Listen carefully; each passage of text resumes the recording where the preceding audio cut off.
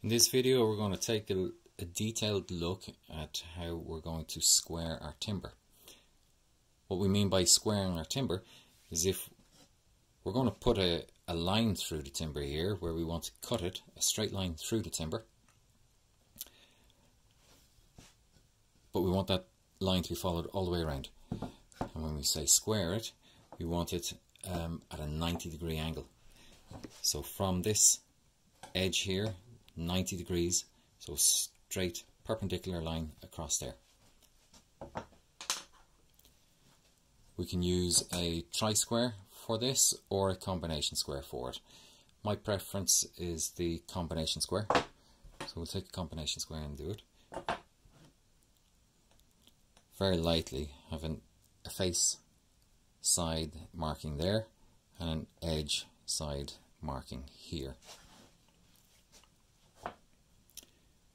Somewhere along the line where we're going to cut it, have the mark on there, we're going to take our combination square and we're going to take this stock end. So on the tri-square it's the stock end and the rule. Here we have our ruler and our stock end. The stock end must always be against the edge side or the face side. So here we have the stock end against the edge.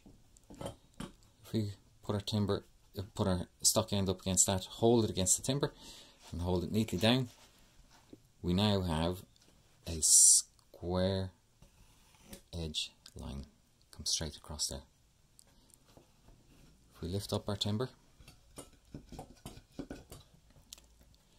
and we have our stock end against our face, there's our stock end against our face, we can mark this side. Now I'm holding it there fairly securely, and I'm also marking the outside of the rule, not the inside of the rule. It's too awkward to do the inside of the rule, and you can't see, if I move that timber around, you can't see down there, but here I can see both sides if I move that around. So it's on the outside of the rule. We mark that up. I can't continue that way because the stock wouldn't be on a face or an edge side. So we'll take it back, flip our combination square. So now the stock end is going to be against the face side.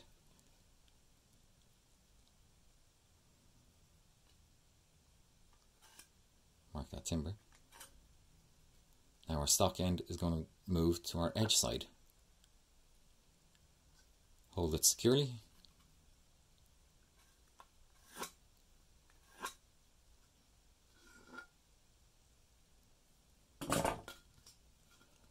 We've just squared our timber all the way around.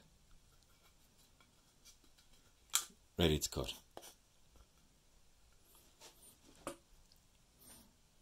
With a combination square, you can do 45-degree lines on it too. Stock end will go against a face or an edge side.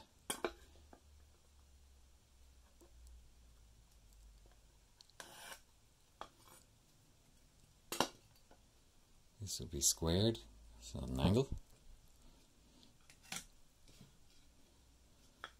Squared that one down already off the face. And then when you're on the other side, it's a bit of flipping around. Take that through to there. That line, we're not marking it on the inside because we can't see it. On the outside of the rule, we can see the lines here, and we can see the lines here. Make sure that's held tight.